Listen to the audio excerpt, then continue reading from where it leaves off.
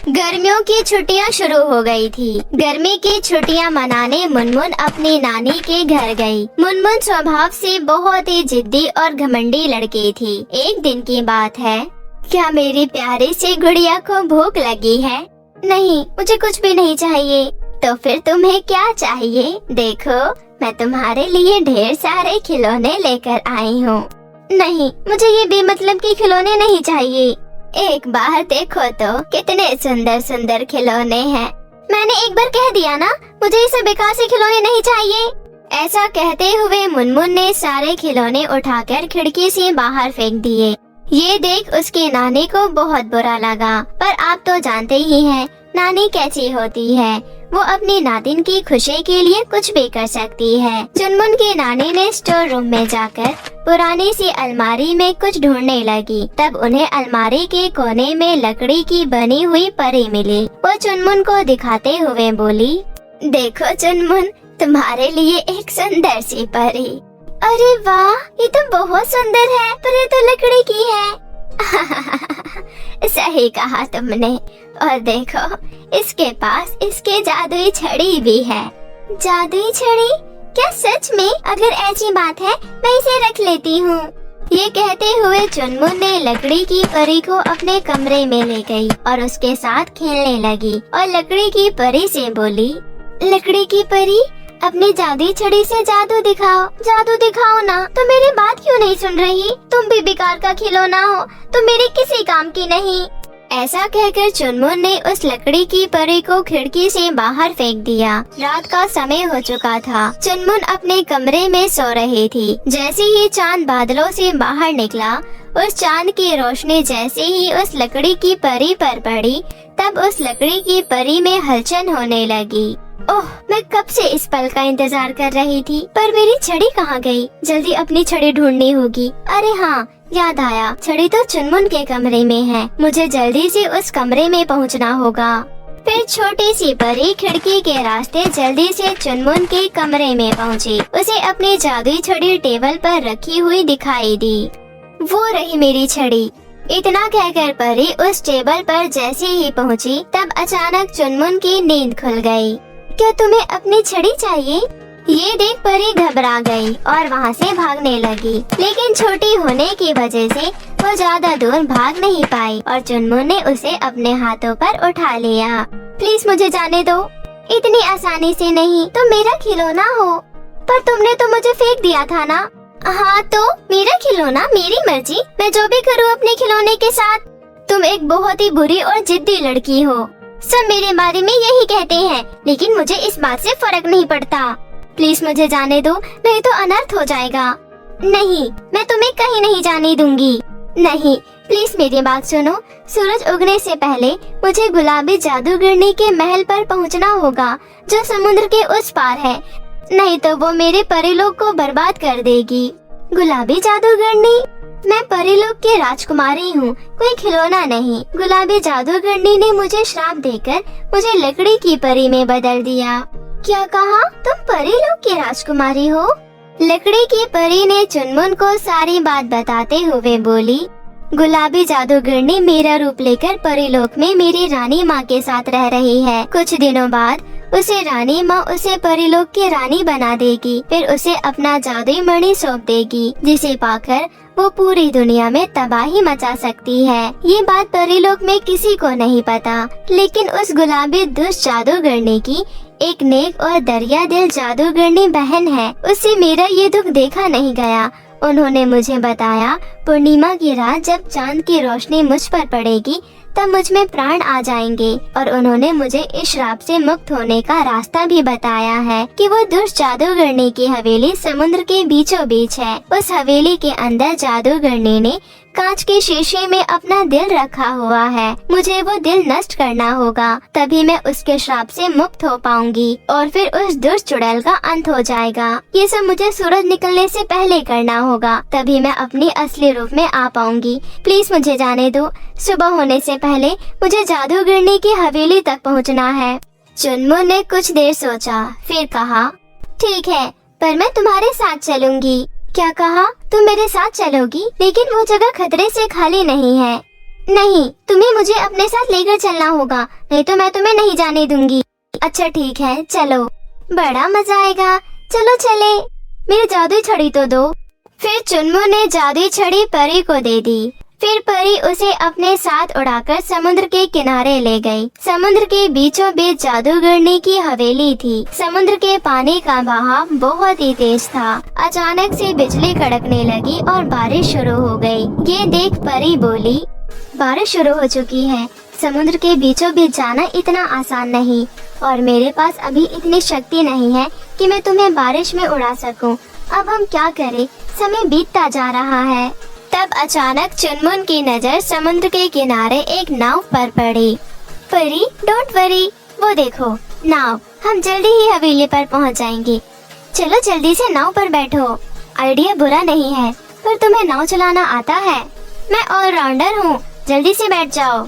उसके बाद चुनमुन और परी नाव में बैठ गए। चुनमुन ने तूफानी बारिश में बड़ी ही बहादुरी से परी को समुद्र के बीचों बीच उस हवेली तक ले गई। जैसे ही उन्होंने हवेली का दरवाजा खोला, उन्होंने वहाँ एक भयानक बड़े दांतों वाला राक्षस को देखा। वो तेजी से उनकी तरफ बढ़ने लगा। उस राक्षस ने जैसे ही परी पर हमला किया, तब चुनमुन बीच में आ गई और उसने राक्षस के सिर पर वार किया। लड़की, तू मेरे हाथों नहीं बचेगी। रुक, पहले तुझे ही ऊपर पहुंचाता हूँ। तब परी ने जादुई छड़ी घुमाई और राक्षस को जलाकर भस्म कर दिया। चुनमुन, तुम ठीक तो हो ना? तुम्हें कहीं लगी तो नहीं? नहीं, मैं ठीक हूँ। उसके बाद दोनों ने मिलकर उस गुलाबी जादूगरनी का दिल ढूंढ निकाला। परी ने फौरन अपनी जादुई छड़ी से जादूगरनी के दिल को नष्ट कर दिया। ऐसा होते ही लकड़ी की परी अपने असली रूप में वापस आ गई। थैंक यू चुनमुन, तुमने आज साबित कर दिया कि तुम दिल की बहुत अच्छी हो। अगले दिन जब सूरज निकला, चुनमुन ने अपने आप को बिस्तर पर पाया और हैरानी से यहाँ वहाँ देखने लगी। अरे ये क्या? मैं तो हवेली पर थी परी के साथ, फिर यहाँ कैसे? कब? क्या मैं सपना देख रही थी? इतने में वहाँ चुनमुन की नानी आई और बोली, चुनमुन मेरी बच्ची, तुम उठ गई। चुनमुन तुरंत ही बिस्तर से उठकर दौड़ते हुए नानी के पास गई और उन्हें गले से लगा लिया। नानी जी, मुझे माफ कर दीजिए, मैंने आपसे बहुत ही बुरा बर्ताव किया और आपके दिए हुए सारे खिलौने भी फेंक दिए। अब मैं आगे से ऐसा नहीं करूँगी। कोई बात नहीं मेरी बच्ची, चलो नाश्ता ठंडा हो रहा है, जल्दी से मुँह हाथ धो लो।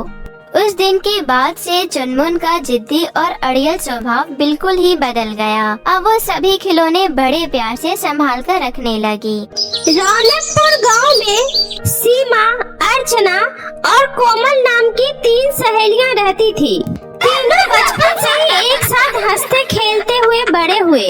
कुछ दिन पहले ही उनका स्कूल खत्म हुआ। वह तीनों अब कॉलेज में आ गई थी, लेकिन तीनों की दोस्ती अभी भी बरकरार थी।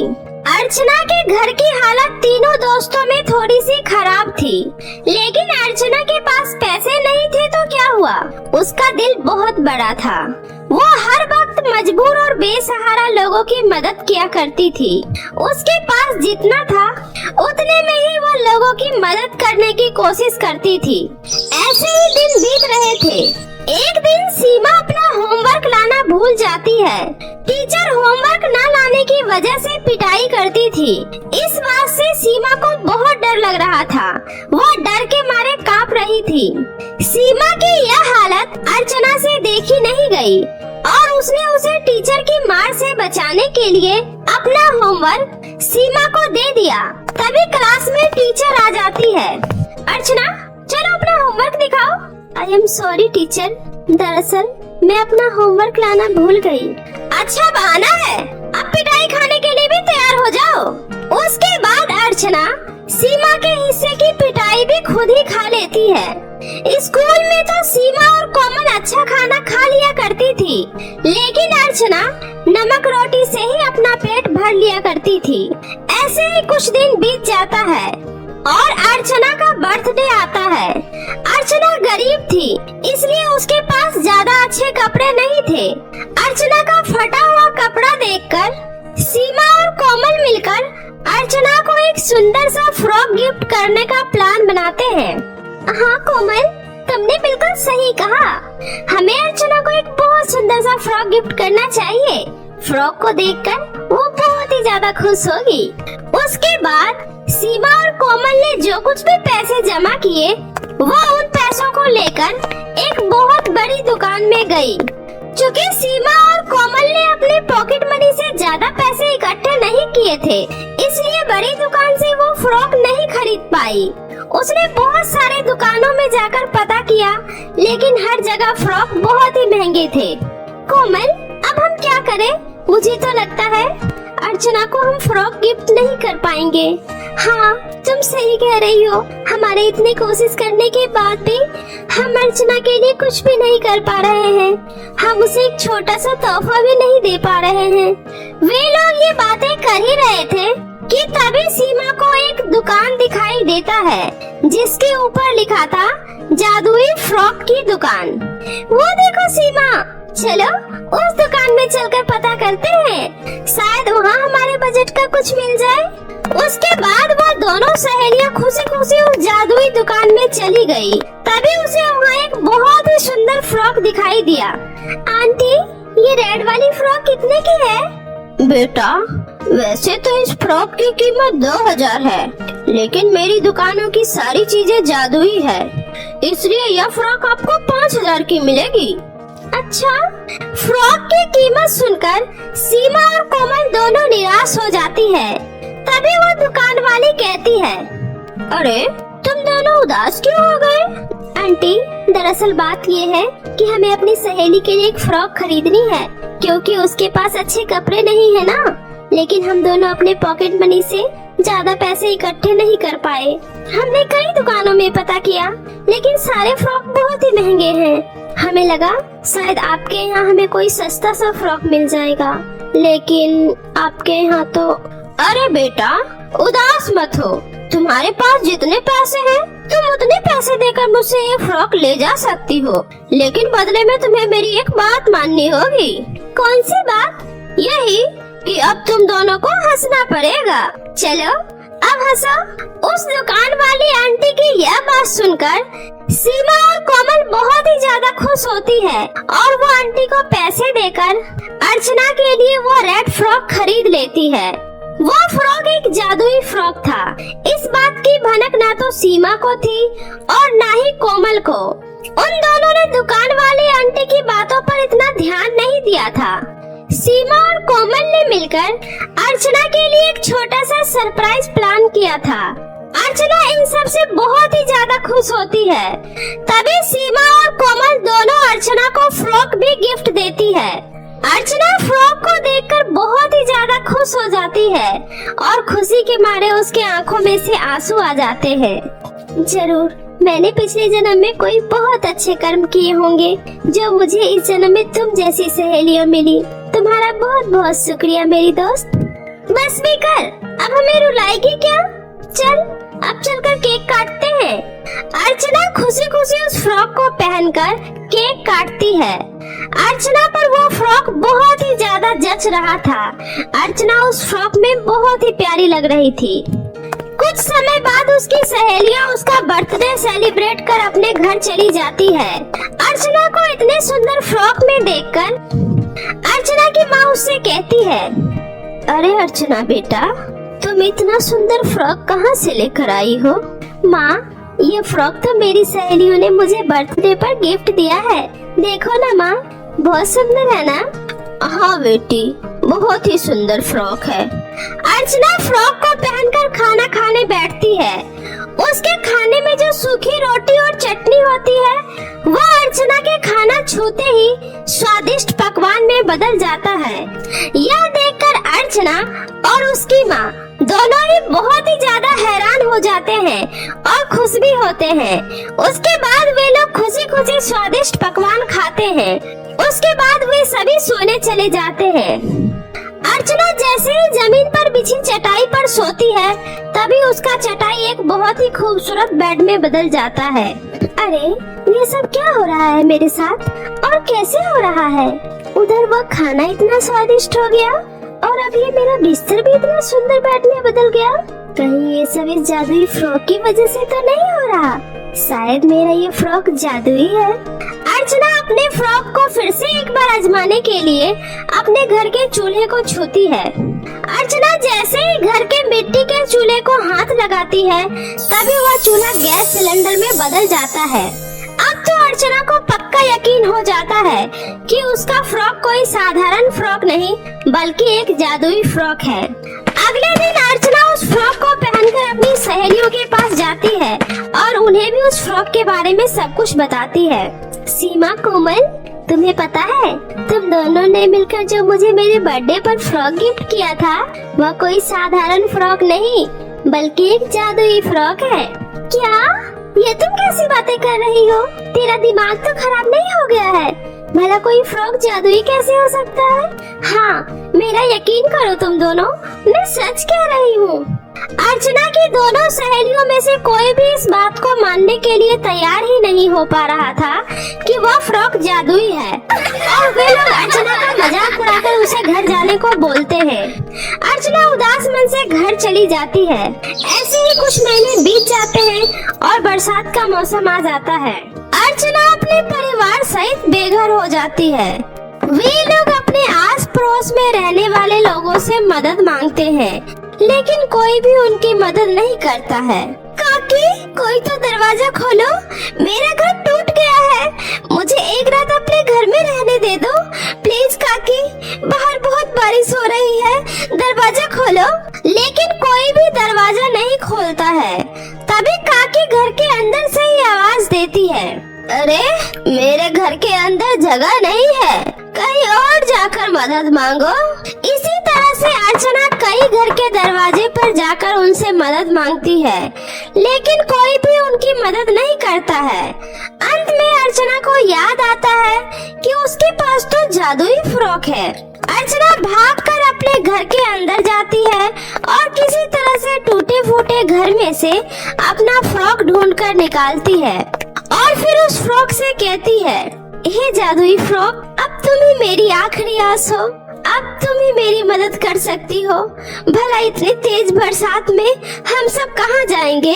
प्लीज जादुई फ्रॉक हमारी मदद करो। अर्चना के इतना कहते ही उस फ्रॉक से तेज रोशनी निकलती है और उसी जगह पर एक बहुत ही आलीशान फ्रॉक का घर बनकर तैयार हो जाता है। यह देखकर अर्चना खुशी खुशी अपनी माँ के साथ उस घर के अंदर जाती है। अंदर जाने के बाद वो देखती है कि उस घर के अंदर उसकी जरूरत का सारा सामान पहले से ही रखा हुआ है। अर्चना यह सब देखकर बहुत ही ज्यादा खुश होती है और जादुई फ्रॉक का धन्यवाद करती है। जादुई फ्रॉक, आपका बहुत बहुत शुक्रिया। अगर आज आप मेरी जिंदगी में नहीं होते तो न जाने मेरी जिंदगी कितनी मुसीबतों से कटती। आपका ये एहसान हम जिंदगी भर नहीं भूलेंगे। अगले दिन अर्चना की दोनों सहेलियां उसके घर आती है तो वह उसके घर के जगह आलीशान फ्रॉक के घर को देखकर हैरान रह जाती है। सीमा, क्या ये हमारी दोस्त अर्चना का घर है या फिर कहीं हम दोनों रास्ता तो नहीं भटक गए ना? नहीं नहीं कोमल, यह हमारी दोस्त अर्चना का ही घर है। इतने में अर्चना घर से बाहर आती है और कहती है, मैंने कहा था ना, तुमने मुझे जो फ्रॉक दिया है वो जादुई है और यह सब उसी जादुई फ्रॉक के जादू की वजह से हुआ है। इसके बाद अर्चना अपनी दोनों सहेलियों को फिर से अपनी सारी बातें बताती है। यह सब सुनकर सीमा और कोमल भी बहुत खुश होती है। अरे हाँ, याद आया, उस दुकान वाली आंटी ने कहा था हमारी दुकान की सभी चीजें तो जादुई है, पर हमने उनकी बातों का यकीन नहीं किया, पर आज मुझे यकीन हो गया और मैं ये सब देखकर बहुत ही खुश हूँ। हाँ अर्चना, मैं भी तुम्हें इतना खुश देखकर बहुत ही ज्यादा खुश हूँ और इस जादुई फ्रॉक की सही मायने में असली हकदार भी तुम ही हो। और देखो, ये फ्रॉक तुम्हें मिल गया। उस दिन से तीनों सहेलियां खुशी खुशी रहने लगती है और साथ में अर्चना का भी जीवन उस जादुई फ्रॉक की वजह से बहुत ही अच्छे से गुजरने लगता है।